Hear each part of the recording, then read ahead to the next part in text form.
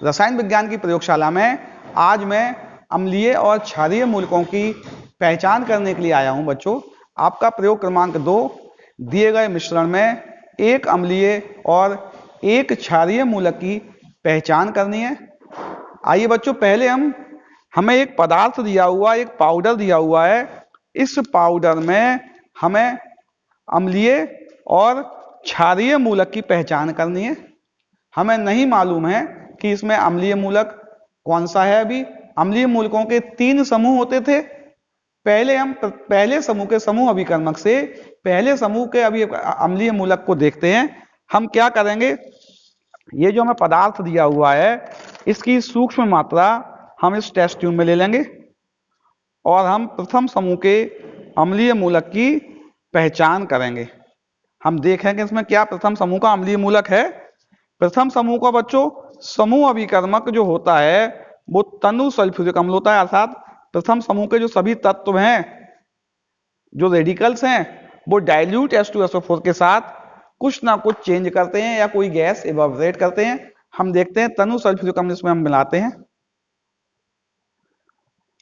देखिए बच्चों, हमने तनु सल्फ्यूरिक अम्ल मिलाया, इसमें कोई परिवर्तन नहीं हुआ, ना ही इसमें कोई गैस निकल रही है, ना ही इसमें कोई और भी चेंज हो रहा है। हमने इसको हल्का गर्म भी कर लिया।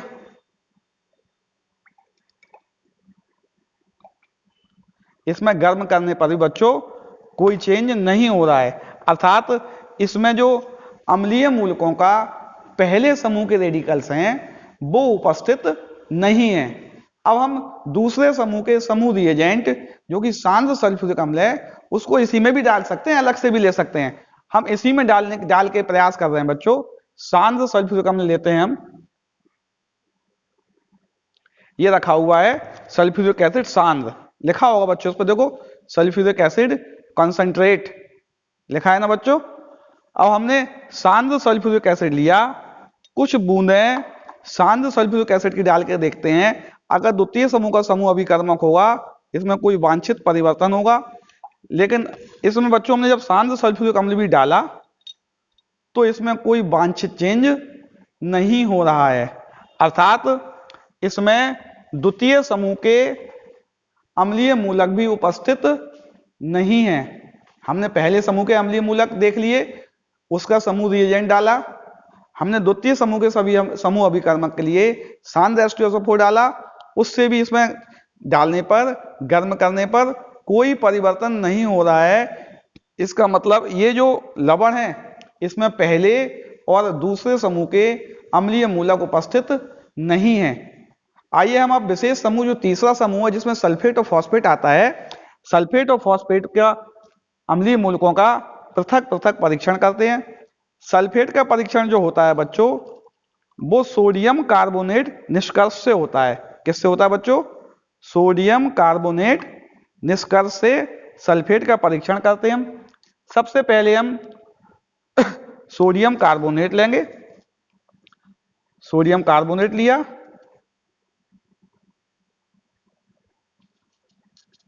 पदार्थ लिया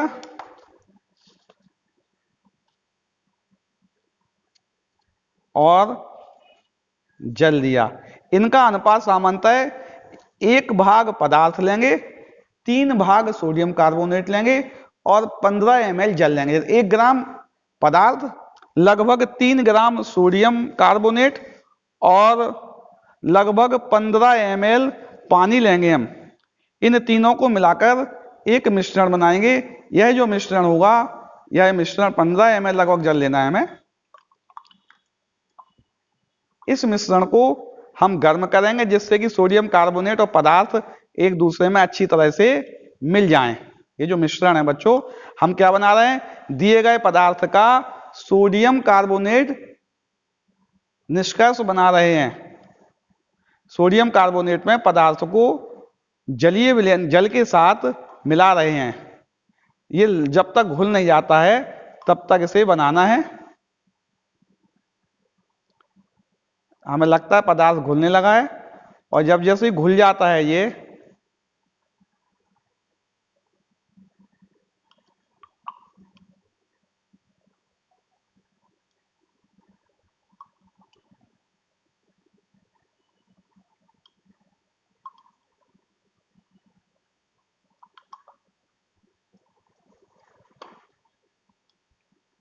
इस विलयन को हम छान लेंगे ठंडा करके।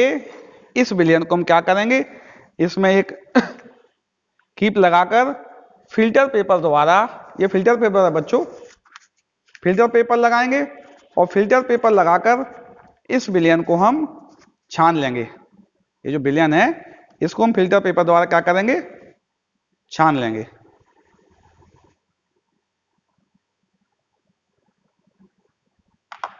देखिए छनित विलयन आ रहा है। ये पदार्थ का सोडियम कार्बोनेट एक्सट्रैक्ट हमें प्राप्त हो गया है। इससे पदार्थ का सोडियम कार्बोनेट एक्सट्रैक्ट मिल गया है। इस सोडियम कार्बोनेट एक्सट्रैक्ट से हम पदार्थ में सल्फेट आयन की पहचान कर रहे हैं। क्योंकि हमारा पहला और दूसरा समूह अनुपस्थित हो गया था, इसलिए हम सल्फेट आयन की पहचान कर रहे हैं। उसमें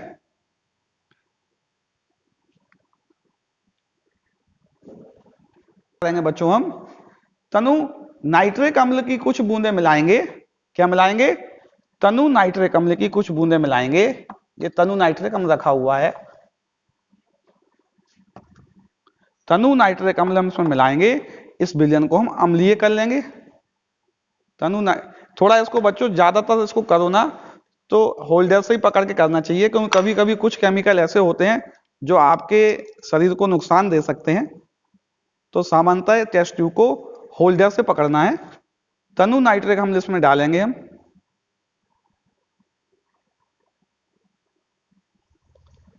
और इसमें कोई चेंज भी हो रहा है बेटा, NO2 गैस निकलती है कभी कभी इसमें। तनु नाइट्रिक अम्ल डालने से अम्लीय करने के बाद, चूंकि ये विलयन गर्म था, अभी पूरी तरह ठंडा नहीं हुआ था ना, उच्च ताप पर तनु नाइट्रिक अम्ल में NO2 गैस निकलती है, वो निकल रही थी। अब ये पूरी तरह ठंडा नहीं कर पाए हम।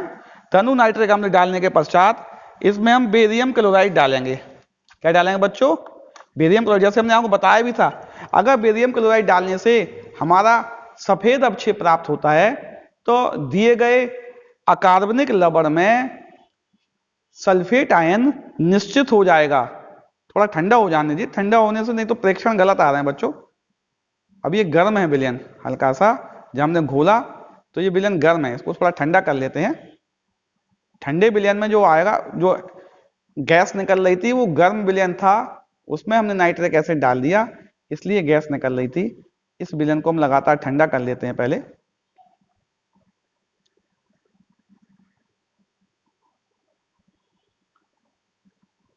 देखते हैं विलयन ठंडा हुआ कि नहीं हुआ। अभी लगभग ठंडा हो गया है।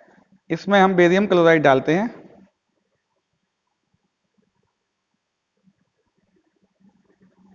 देखिए बच्चों, जैसे हमने बेरियम क्लोराइड इसमें डाला, बेरियम सल्फेट का सफेद अवक्षेप प्राप्त हो गया। आपको क्या प्राप्त हो गया, इसको हम रख देंगे। रखने पर यह अवक्षेप बिल्कुल सफेद नीचे बैठ जाएगा। 2 मिनट वेट करते हैं, 2 मिनट वेट करते हैं हम। देखिए बच्चों, इसमें अब बेरियम सल्फेट का व्हाइट प्रेसिपिटेट बन गया है। बेरियम सल्फेट का व्हाइट सफेद अवक्षेप आना इस बात को प्रदर्शित कर रहा था कि हमारे दिए गए अकार्बनिक लवण में तीसरे समूह का अम्लीय मूलक सल्फेट उपस्थित है। हमने क्या किया था बच्चों, सल्फेट के टेस्ट के लिए पहले हमने पदार्थ का सल्फेट का टेस्ट क्यों किया, पहले हम ये देख लें। क्योंकि पहले समूह का समूह रिएजेंट तनु सल्फ्यूरिक अम्ल और दूसरे समूह के समूह रिएजेंट सांद्र सल्फ्यूरिक अम्ल से दिए गए पदार्थ में कोई परिवर्तन नहीं हो रहा था। इसलिए हमने तीसरे समूह को डायरेक्ट परीक्षण किया जिसमें सल्फेट और फॉस्फेट थे। हमने सल्फेट का टेस्ट लगाया, पदार्थ का सोडियम कार्बोनेट निष्कर्ष बनाया। उस सोडियम कार्बोनेट निष्कर्ष में तनु नाइट्रिक अम्ल से अम्लीय करके बेरियम क्लोराइड डाला। जैसे ही बेरियम क्लोराइड डाला, अब देखिए बच्चों, व्हाइट पीपीटी इसमें लगभग आ चुका है, नीचे दिख रहा है एक परत के रूप में। जैसे ही हमने बेरियम क्लोराइड डाला, बेरियम सल्फेट का सफेद अवक्षेप आया। सफेद अवक्षेप आना यह प्रदर्शित कर रहा है कि दिए गए लवण में अम्लीय मूलक सल्फेट उपस्थित है। कौन सा उपस्थित है बच्चों, सल्फेट उपस्थित है। आइए हम अब इसमें एक क्षारीय मूलक की पहचान करते हैं। ये अब इसकी दूसरी एक्सरसाइज करते हैं। मैं अपने साथी लैब टेक्नीशियन प्रदीप पुरोहित के साथ आपका पुनः स्वागत कर रहा हूं। दूसरी एक्सरसाइज में चूंकि अभी हमने इसका अम्लीय मूलक निकाल लिया था बच्चों, इसका अम्लीय मूलक हमने निकाला था जो कि हमारा सल्फेट आया था। आइए इस लवण में हम क्षारीय मूलक की पहचान करते हैं। क्षारीय मूलक की पहचान हमने आपको बताया था थ्योरी वाले अध्याय में। पहले हम शून्य समूह की पहचान करेंगे। शून्य समूह उपस्थित नहीं होता है तो हम प्रथम समूह से छठवें समूह तक जाएंगे। जिस समूह में वांछित परिणाम आएंगे उस समूह के समूह अभिकर्मकों को डालते हुए समूह के रेडिकल्स को पहचानेंगे। पहले हम शून्य समूह का परीक्षण करते हैं। हम पदार्थ की सूक्ष्म मात्रा लेते हैं। इस पदार्थ की सूक्ष्म मात्रा में शून्य समूह का समूह अभिकर्मक सोडियम हाइड्रोक्साइड विलयन मिलाते हैं। देखते हैं इसमें क्या परिवर्तन होता है। सोडियम हाइड्रोक्साइड विलयन हम इसमें मिलाते हैं। हमने सोडियम हाइड्रोक्साइड विलयन मिला दिया। इसमें बच्चों कोई चेंज नहीं हो रहा है। हो सकता है हम गर्म करके भी देखें। अगर हम गर्म करेंगे, गर्म करने पर भी हो सकता है कुछ परिवर्तन आए। इस विलयन को हम लगातार गर्म करते हैं बच्चों।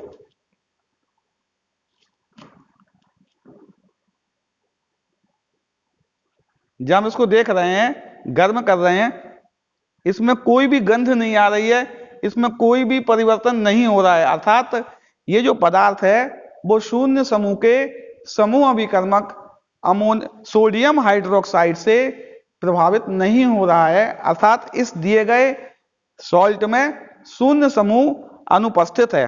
क्या है बच्चों? हमारा शून्य समूह इसमें अनुपस्थित है। अब हम क्या करते हैं, अपने सॉल्ट में पहले समूह के क्षारीय मूलकों की पहचान करते हैं बच्चों। जब शून्य समूह अनुपस्थित हो गया है तो हम पुनः इस परख नली में पदार्थ की सूक्ष्म मात्रा लेंगे। हमने इसकी सूक्ष्म मात्रा ले ली और इसमें हम तनु हाइड्रोक्लोरिक एसिड मिलाएंगे। क्या मिलाएंगे बच्चों? तनु हाइड्रोक्लोरिक एसिड। लिखा होगा इसमें बच्चों, ये सांद्र है। हम तनु देखते हैं, ये रखा हुआ है हाइड्रोक्लोरिक एसिड डाइल्यूट। तनु हाइड्रोक्लोरिक एसिड मिलाते हैं, फिर देखते हैं इसमें क्या चेंज होता है।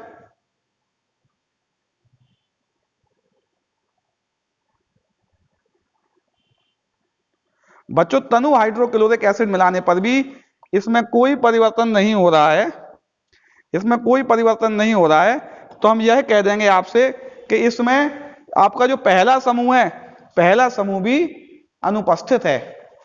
चलिए हम दूसरे समूह का परीक्षण करते हैं। दूसरे समूह का समूह अभिकर्मक जो है बच्चों वो हाइड्रोजन सल्फाइड गैस है। इसमें हम हाइड्रोजन सल्फाइड गैस डालने का प्रयास करते हैं, फिर देखते हैं इसमें क्या चेंज होता है। देखिए हाइड्रोजन सल्फाइड गैस जा रही है इसके अंदर, आपको दिख भी रहा होगा कि इसमें हाइड्रोजन सल्फाइड गैस जा रही है। मैं अपरेटस को पास में लाता हूं। हाइड्रोजन सल्फाइड गैस डालने का, खोलना इसको, थोड़ा खोलो उसको ऊपर से, ये लाल वाला बटन खोलो। देखिए इसमें हाइड्रोजन सल्फाइड गैस पास हो रही है। इसके पास होने पर देखते हैं क्या परिणाम आता है। देखिए हाइड्रोजन सल्फाइड इसमें पास हो रही है बच्चों। हमने इसमें हाइड्रोजन सल्फाइड पास कर दी और पास करने के बाद ये इसमें हाइड्रोजन सल्फाइड गैस दिख रही है, अलग से निकल रही है, लेकिन इसमें कोई अवक्षेप नहीं दिख रहा है बच्चों। इसमें अभी भी कोई अवक्षेप प्राप्त नहीं हो रहा है। ये जो बुलबुले आ रहे हैं बच्चों, ये हाइड्रोजन सल्फाइड गैस के आ रहे हैं। इसमें अवक्षेप प्राप्त अभी भी नहीं हो रहा है। अवक्षेप प्राप्त नहीं होना इस बात को प्रूव करेगा कि दिए गए पदार्थ में हमारा प्रथम समूह जो है, प्रथम समूह भी अनुपस्थित है, क्योंकि प्रथम समूह का जो समूह अभिकर्मक था HCl उससे भी नहीं दिया और द्वितीय समूह के समूह अभिकर्मक H2S के साथ भी इसने कोई वांछित परिवर्तन नहीं किया। तो हम मान लें कि हमारे में द्वितीय समूह भी अनुपस्थित है। अब हम तृतीय समूह का परीक्षण करेंगे। बच्चों तृतीय समूह की पहचान करने से पहले हमें इसमें से ये जो हाइड्रोजन सल्फाइड गैस दिख रही है इसको हटाना पड़ेगा। हाइड्रोजन सल्फाइड गैस को हटाने के लिए हम इसे लगातार गर्म करेंगे। गर्म करने से क्या होगा, हाइड्रोजन सल्फाइड गैस बाहर निकल जाएगी इसमें से। हम इस विलयन को लगातार गर्म करेंगे, तब तक गर्म करेंगे जब तक कि इसमें उपस्थित हाइड्रोजन सल्फाइड गैस बाहर ना निकल जाए। कब तक गर्म करेंगे बच्चों इसको? जब तक कि इसमें हाइड्रोजन सल्फाइड गैस बाहर ना निकल जाए।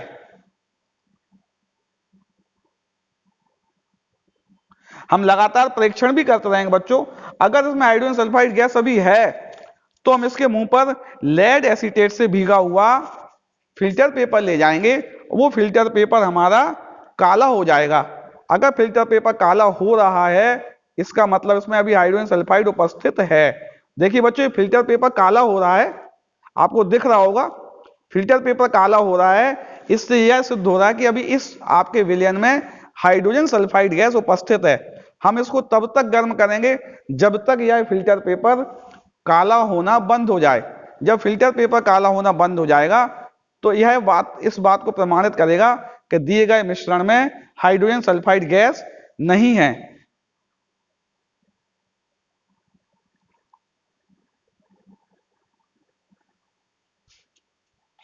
इसको थोड़ा पॉज कर।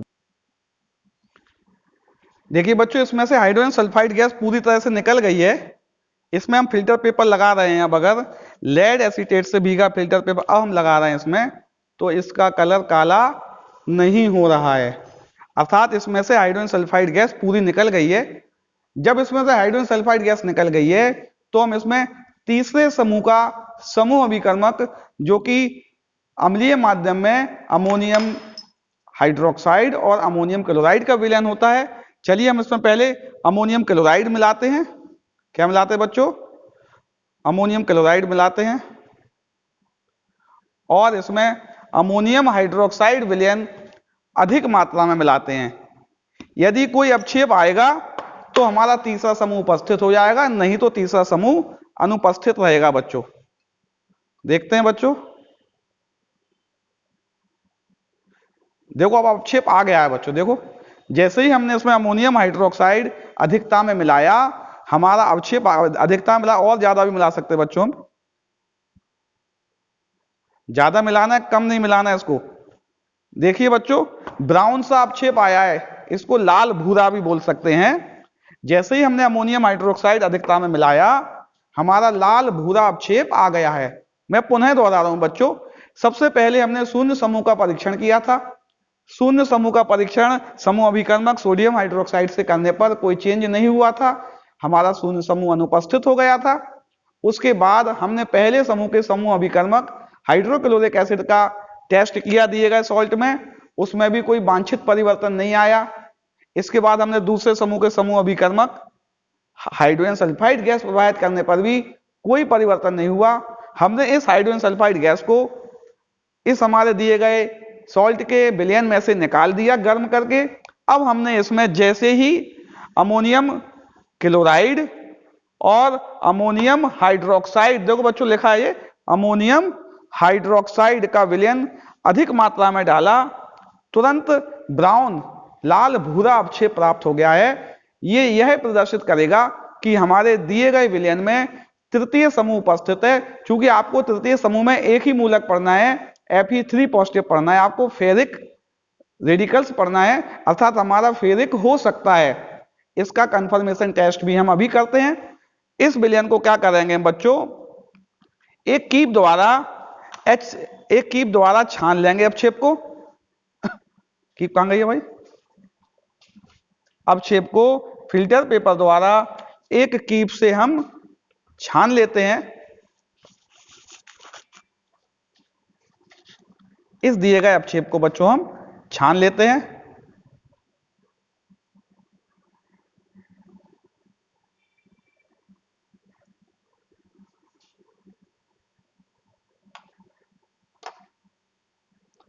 इसमें थोड़ा सा HCl मिला लेंगे। HCl से क्या होगा बच्चों, ये अवक्षेप घुलनशील हो जाएगा। इसमें छनित में हम HCl मिला दें बच्चों, इसमें ही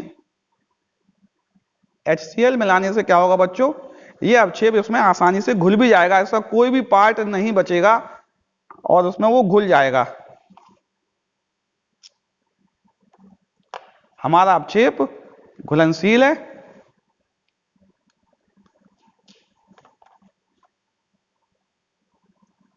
इस विलयन में से कुछ अमाउंट हम लेकर इसमें Fe3 पॉजिटिव आयन का टेस्ट करते हैं बच्चों।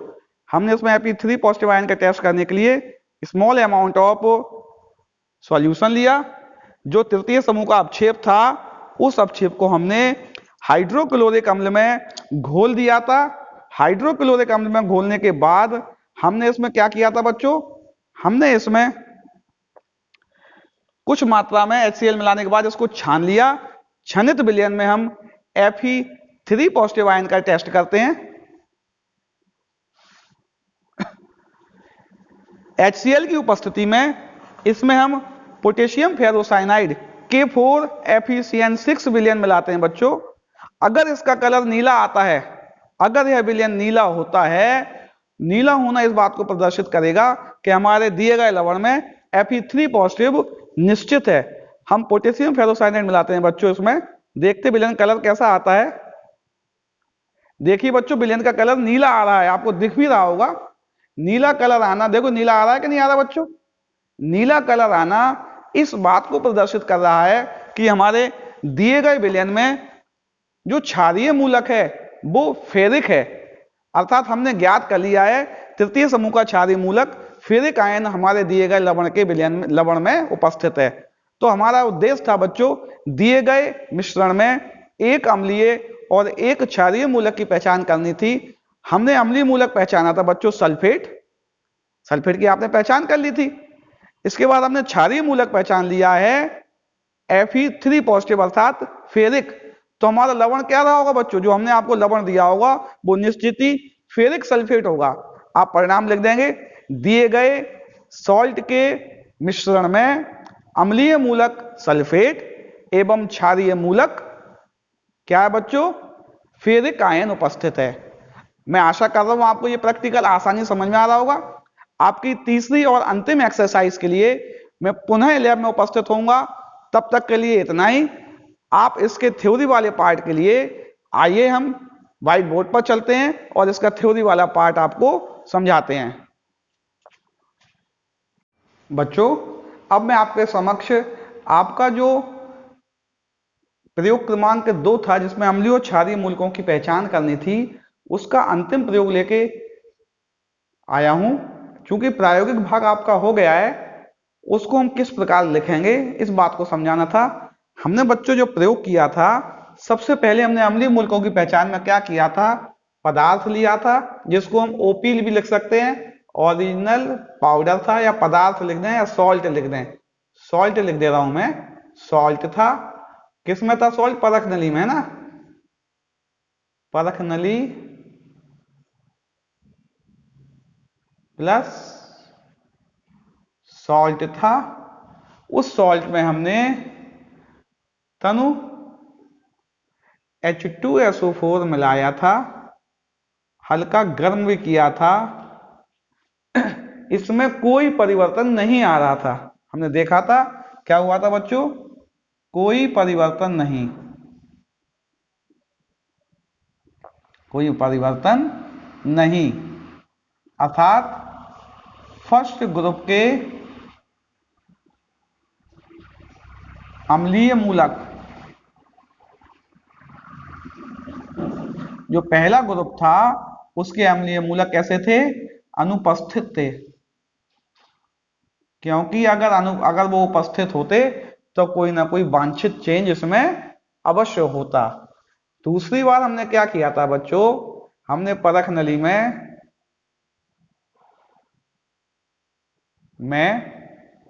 सॉल्ट लिया था, प्लस उसमें सांद्र H2SO4 डाला था और उसे गर्म भी किया था। फिर भी इसमें क्या हुआ था बच्चों? कोई परिवर्तन नहीं हुआ था, कोई परिवर्तन नहीं हुआ था। अर्थात हमें यह मालूम चल गया था कि ग्रुप सेकंड के अम्लीय मूलक अनुपस्थित थे। पहले ग्रुप के अम्लीय मूलक भी अनुपस्थित थे और दूसरे ग्रुप के अम्लीय मूलक भी अनुपस्थित थे। अर्थात अभी हम तीसरे ग्रुप में आ सकते थे जिसमें सल्फेट और फॉस्फेट था। हमने फिर क्या किया? सल्फेट का अलग से टेस्ट किया। परख नली में एक परख नली ली हमने, उसमें हमने क्या ले लिया बच्चों? परख, जो हमारा पदार्थ था उसका परख नली में क्या लिया हमने? पदार्थ का सोडियम कार्बोनेट सोडियम कार्बोनेट निष्कर्ष लिया। क्या लिया बच्चों? सोडियम कार्बोनेट निष्कर्ष। ये कैसे बनाया जाता है ये हमने आपको बताया था। प्लस इसमें डाइल्यूट HCl मिलाकर इसको हमने अम्लीय कर दिया था। जैसे ही हमने BaCl2 का विलयन मिलाया था, क्या मिलाया था बच्चों इसमें? जैसे ही हमने BaCl2 का विलयन मिलाया था, हमारा BaSO4 का, किसका बच्चों? बेरियम सल्फेट का श्वेत अवक्षेप आ गया था। क्या आ गया था बच्चों? श्वेत अवक्षेप। हमारा बेरियम सल्फेट का श्वेत अवक्षेप आना यह प्रदर्शित कर रहा था कि हमारे दिए गए लवण में अम्लीय मूलक SO4 डाई नेगेटिव निश्चित है। कौन सा निश्चित है बच्चों? सल्फेट मूलक इसमें उपस्थित हो गया था। इसी क्रम में आपको लिखना है जो आपने किया है। हमने अम्लीय मूलक पहचान लिया था, अब हम क्षारीय मूलक को पहचानना है। मैं आपको थ्योरी में बता चुका हूं बच्चों, क्षारीय मूलक को शून्य समूह से चालू करना है, वहां तक जाना है जहां अवक्षेप आता है। सबसे पहले हमने क्या किया? पदार्थ लिया, प्लस उसमें शून्य समूह का समूह रिएजेंट NaOH मिलाया और NaOH मिलाकर इसको गर्म भी कर दिया। क्या कर दिया बच्चों? इसको गर्म भी किया। क्या किया हमने? एक परख नली में पदार्थ लिया, उसमें NaOH मिलाया और NaOH मिलाने के बाद उसको गर्म किया। कोई परिवर्तन नहीं हुआ बच्चों इसमें। क्या हुआ था? हम देखा था, कोई परिवर्तन नहीं, इसमें नो चेंज, कोई चेंज नहीं हुआ था। जब कोई चेंज नहीं हुआ होगा बच्चों तो निश्चित बात है कि इसमें शून्य समूह अनुपस्थित। क्या हो गया? शून्य समूह अनुपस्थित, अर्थात NH4 पॉजिटिव अनुपस्थित हो गया। इसमें अमोनियम आयन अनुपस्थित हो गया था। हमने दूसरा प्रयोग किया था, एक परख नली में, परख नली भी लिखते चल रहा है चलो बच्चों, नहीं तो आपको आना चाहिए बस। तो ये प्लस पदार्थ लिया था, प्लस उसमें पहले समूह का समूह अभिकर्मक तनु HCl मिलाया था। हमने देखा था इसमें कोई चेंज नहीं हुआ था, इवन हमने इसको गर्म भी किया था तब भी इसमें कोई परिवर्तन नहीं आया था। अर्थात पहला समूह अनुपस्थित हो गया, पहला समूह अनुपस्थित हो गया था। हमने पुनः प्रयोग किया था इस परख नली में। हमने उसी परख नली में विलयन में, विलयन का मतलब दो के, ऐसा लिख सकते हैं, क्रमांक 2 के विलयन में, क्रमांक 2 के विलयन में H2S गैस प्रवाहित की और इसमें कोई परिवर्तन नहीं हुआ था। अर्थात सेकंड समूह भी अनुपस्थित था। हमारा दूसरा समूह भी अनुपस्थित था। हमने पुनः प्रयोग किया था चौथा, जो क्रमांक 3 आ गया था, इसमें जो विलयन मिला था इसकी H2S हमें अभी निकालनी थी। अर्थात हमने क्या किया? क्रमांक 3 के विलयन को H2S निकलने तक गर्म किया। कब तक गर्म किया बच्चों? जब तक H2S नहीं निकल रही थी। हमें कैसे मालूम चला था कि H2S का निकलना बंद हो गई है? हमने क्या किया था? परख नली के मुंह पर लेड एसीटेट किससे भीगा हुआ बच्चों? लेड एसीटेट से भीगा फिल्टर पेपर लगाया, जब गर्म किया H2S निकलने तक, अब हमने परख नली के मुंह पर फिल्टर पेपर लगाया, फिल्टर पेपर काला नहीं हो रहा था, तब तक करना है बेटा। फिल्टर पेपर काला नहीं हुआ, इसका मतलब H2S निकल गई, H2S निकल गई। अगर काला हो जाता तो H2S अभी होती। छठवां हमने प्रयोग किया था, ये सबसे महत्वपूर्ण प्रयोग था बेटा, जिसमें कि हमें अवक्षेप मिल गया था। हमने क्या किया था? क्रमांक 5 के विलयन में 5 के विलयन में अमोनियम क्लोराइड एवं अमोनियम हाइड्रोक्साइड, इसको हमने किस में डाला था? अधिकता में मिलाया, और हमें लाल भूरा अवक्षेप मिल गया था बच्चों। कैसा मिल गया था? लाल भूरा अवक्षेप प्राप्त हो गया था। लाल भूरा अवक्षेप प्राप्त होना बता रहा था कि थर्ड ग्रुप जो है वो उपस्थित है,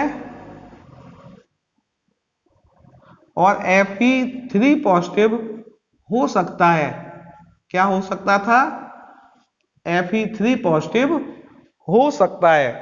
छठवें में क्या हुआ? हमें अवक्षेप मिल गया था, अवक्षेप मिलना बता रहा था कि Fe3 हो सकता है। बच्चों यहाँ जगह नहीं बची, यहाँ लिख दे रहा हूं मैं, इसको मिटा दे रहा हूं। सातवां प्रयोग क्या किया था बच्चों? हमने प्रयोग क्रमांक 7 में हमने क्या किया था? जो अवक्षेप मिला था, अवक्षेप को छानकर HCl में विलय करके गर्म किया, और गर्म, ये तो प्रोसेस चल रही थी, तो यहाँ पे प्रेक्षण और नहीं लिखना है, प्रेक्षण और निष्कर्ष नहीं लिखना थे हमें। 8वें में क्या किया? विलयन में पोटेशियम फेरोसाइनाइड, क्या मिलाया था बच्चों? हमने पोटेशियम फेरोसाइनाइड मिलाया। विलयन में पोटेशियम फेरोसाइनाइड जैसे ही मिलाया, नीला अवक्षेप आया, वो भी गहरा था,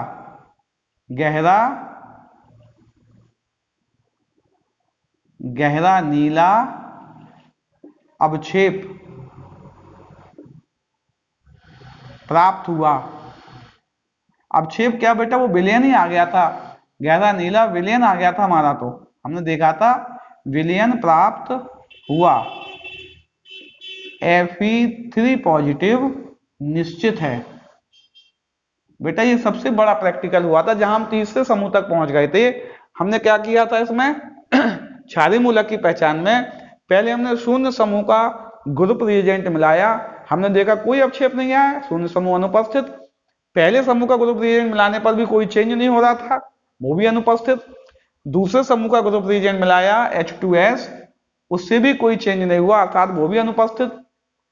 तीसरे समूह में जाने से पहले हमें दूसरे समूह की H2S को निकालना था, उसके निकलने तक उसे गर्म किया था, हमने चेक कर लिया था कि H2S बची तो नहीं है, हमने लेड एसीटेट के फिल्टर पेपर से उसे चेक कर लिया था।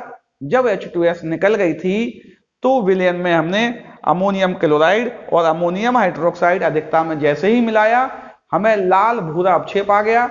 इस लाल भूरे अवक्षेप को छान लिया, HCl में घोलकर इसमें पोटेशियम फेरोसाइनाइड मिलाया।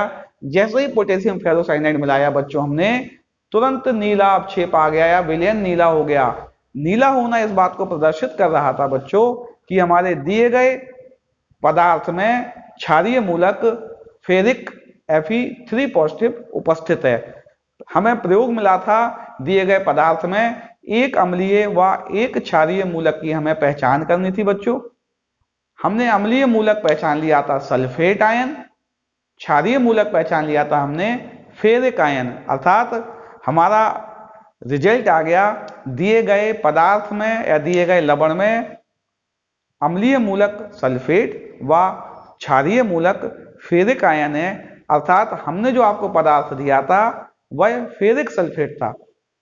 बच्चों मैं आशा कर रहा हूं आप प्रायोगिक कक्षाओं का भरपूर लाभ उठा रहे होंगे, क्योंकि आपके लिए बच्चों ये नया है। अभी तक सामान्यतः प्रायोगिक कक्षाएं किसी विद्यालय में चालू नहीं हुई हैं, लेकिन आपको इस लॉकडाउन की परिस्थिति में भी प्रयोग द्वारा आपके सारे तथ्यों को क्लियर किया जा रहा है। आप इन्हें ध्यान से देखिए, नोट करिए। आपका अब एक तीसरा और अंतिम एक्सरसाइज बचा है, जिसमें आपको दिए गए पदार्थ में क्रियात्मक समूह की पहचान करना है। उसके बाद आपका प्रायोगिक भाग खत्म हो जाएगा। तो अगले कालांश में आपका तीसरा प्रयोग की एक्सरसाइज लेकर पुनः आपसे मिलेंगे। तब तक के लिए आप इसे नोट कीजिए।